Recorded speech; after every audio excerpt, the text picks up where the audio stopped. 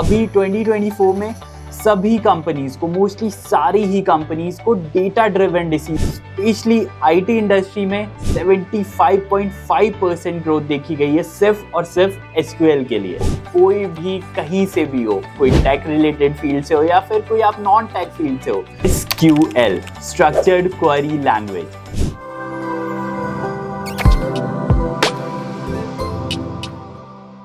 This particular skill can guarantee you a job.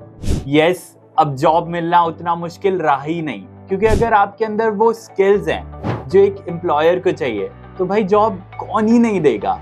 But वो कहते हैं ना कि अगर कोई चीज़ आसानी से मिल जाए तो उसका मज़ा ही क्या। तो अब जॉब हमें चाहिए तो भाई थोड़ी मेहनत, थोड़ी विल पावर तो करनी ही पड़ेगी। एंड अभी 2024 में सभी कंपनीज को, मोस्टली सारी ही कंपनीज को डेटा ड्रिवन डिसीजंस ही लेने हैं, क्योंकि अगर वो डेटा ड्रिवन डिसीजंस लेंगे तो उससे उनको उनकी टारगेट ऑडियंस के बारे में पता लगेगा। And for this specially IT industry में 75.5% ग्रोथ देखी गई है सिर्फ और सिर्फ एसक्यूएल के लिए। और जब इतनी ग्रोथ आ ही रही है तो बहुत सारी जॉब्स भी आ रही होंगी, सैलरीज भी बहुत अच्छी मिलने वाली है। ऑल्सो एक चीज़ आपको पता है कि अराउंड 1200 से भी ज़्यादा हर रोज़ सिर्फ और सिर्फ एसक्यूएल से रिलेटेड या फिर डेटाबेसेस से रिलेटेड स्टैक ओवरफ्लो में रोज के रोज क्वेश्चंस पूछे जा रहे हैं। इसके साथ इसकी डिमांड बढ़ रही है। लोग एसक्यूएल डेटाबेसेस को हैंडल करने के लिए कोई डेवलपर ढूंढ रहे हैं, पर्टिकुलरली एसक्यूएल डेवलपर्स ढूंढ रहे हैं। तो अब सवाल बहुत सारे लोगों का ये आता है कि like we are from a non tech field, क्या हम लोग एलिजिबल होंगे?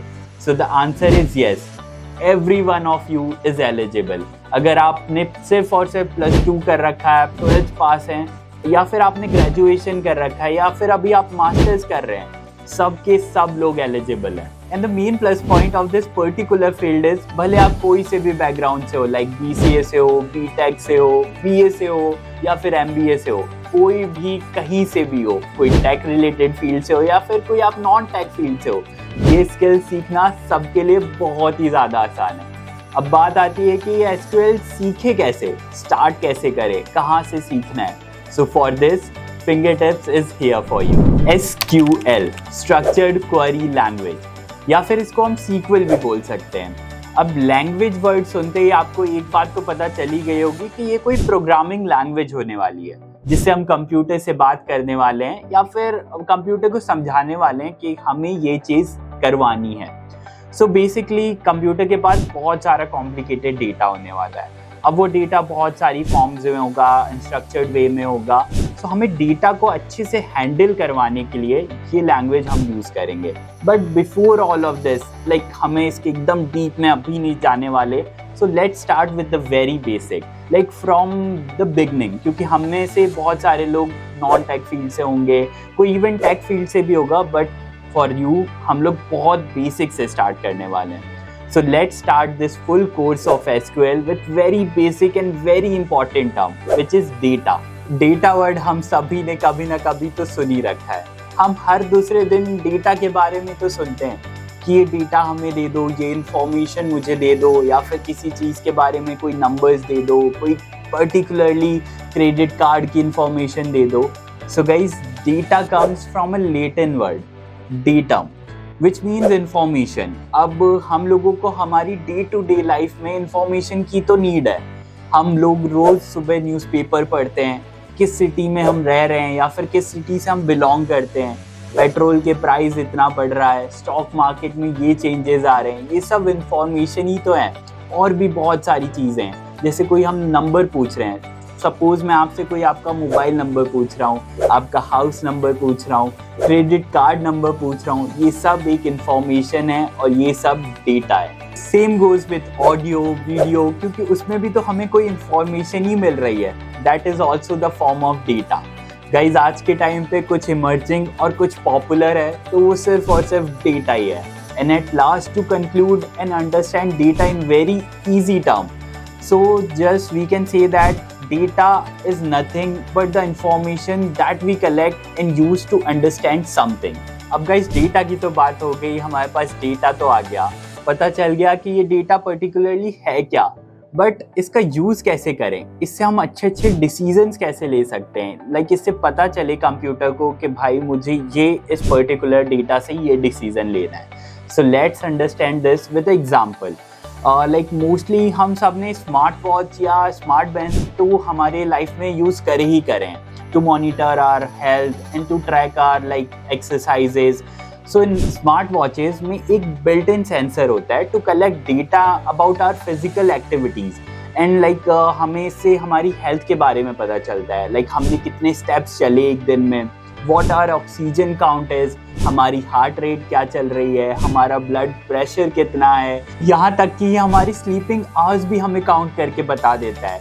एंड फिर ये डेटा फिर हमारी फिटनेस प्रोग्रेस हमें बताता है कि हमें इंसाइट्स देता है, लाइक देन उसके बाद हमें इन्फॉर्म डिसीजंस में हेल्प करता है, हमें बता देता है कि हम कहाँ लैग कर रहे हैं, हमें क्या इम्प्रूव करना चाहिए, लाइक इसको इम्प्रूव करने के लिए हमें क्या डिसीजंस लेने पड़ेंगे एंड ये सब। ऑल्सो ये डेटा जो पर्टिकुलरली एक स्मार्ट वॉच ने ट्रैक किया है, this can be easily shared with health care professionals for personalised recommendations. Now अब हम लोगों ने डेटा को तो समझ लिया कि डेटा के कितने टाइप्स हो सकते हैं, like it can be in the form of numbers, text, images, audios और इवन वीडियोस। अब बात आती है कि डेटा के कितने टाइप्स होंगे बेसिकली जो फिर हमारी बुक्स में होते हैं। सो data can be defined into two categories, structured and non structured. Structured data वो होगा लाइक जो एक वेल डिफाइंड स्ट्रक्चर में होता है। फॉर एग्जाम्पल्स लाइक टेबल में एक डेटा हुआ with rows and columns, like for example हम हमारे एक एक्सेल शीट प्रिपेयर कर रहे हैं या फिर वर्ड डॉक्यूमेंट में कोई एक वेल स्ट्रक्चर्ड डेटा बना रहे हैं, फिर उस डेटा को CSV फाइल में सेव कर रहे हैं। सो वो पर्टिकुलरली डेटा हमारा स्ट्रक्चर्ड डेटा हो गया। अब समझते हैं कि स्ट्रक्चर्ड डेटा से फ़ायदे क्या क्या हमें हो सकते हैं। सो लेट्स से हमारे पास एक सेल्स का डेटा है, अब उस सेल डेटा से हमें कुछ फेच करना है, लाइक फॉर एग्जांपल्स हमें कस्टमर्स का डेटा निकालना है, उनके मोबाइल नंबर्स निकालने हैं, उनके ऑर्डर डिटेल्स निकालने हैं या फिर लाइक उन्होंने क्या क्या प्रोडक्ट्स परचेज करे हैं।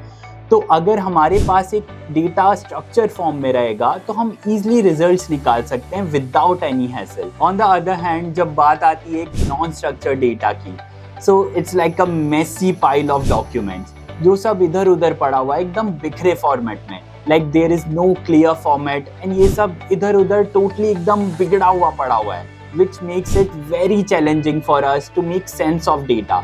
Like examples of non-structured data can be your social media posts, हमारी emails हो गए, हमारी सारी मल्टीमीडिया फाइल्स हो गई जो हमारे कंप्यूटर में इधर उधर पड़ी हुई है, लाइक ऑडियोज और वीडियोज। सो अब बात आती है कि डेटा चाहे कोई भी फॉर्म में हो, स्ट्रक्चर्ड हो या नॉन स्ट्रक्चर्ड हो, उसको मैनेज तो हमें ही करना पड़ेगा, राइट? यहाँ हमें डेटाबेसेस की बहुत ज़्यादा ज़रूरत पड़ती है, because managing large amount of data can become very challenging and if we don't use databases तो फिर सब कुछ properly arrange करने में बहुत ही ज़्यादा टाइम लगने वाला है। Let's say you think of a very large data set and अब हमें उस data set को एक store करना है कहीं पे, like for example हमें उसकी Excel sheet बनानी है। आपको लगता है वो आप बहुत सारे डेटा में से पर्टिकुलरली एक डेटा कलेक्ट करके उसकी एक्सेल शीट ईजिली बना लेंगे? इसको मैनेज करना बहुत ही ज़्यादा मुश्किल हो जाएगा। सो अब चलिए मान लेते हैं हमने डेटा तो कलेक्ट कर लिया, एक स्प्रेडशीट भी बना ली, बट उसका क्या जो हमारे पास डेली नया डेटा आ रहा है, आपको डेली न्यू डेटा भी तो ऐड करना ही पड़ेगा ना, क्योंकि हमें अपडेटेड रहना है, हमें हमारी स्प्रेडशीट को एक अपडेटेड फॉर्म में रखना है, ना कि हमें उसको लाइक एकदम छोड़ देना है और उसमें मैनुअली फिर सारा नया डेटा एक अलग जगह ऐड करना है। So this is the first reason why we actually need a database. And the second reason is accuracy. Like I know it sounds very easy to manually enter data inside your spreadsheet, but then when we see it, actually it becomes very difficult to track how accurate that data is, because we don't really have a method to verify if our data is accurate or not. So guys, basically databases are very essential for managing large amount of data efficiently, as using spreadsheets sometimes becomes very impractical and time consuming also.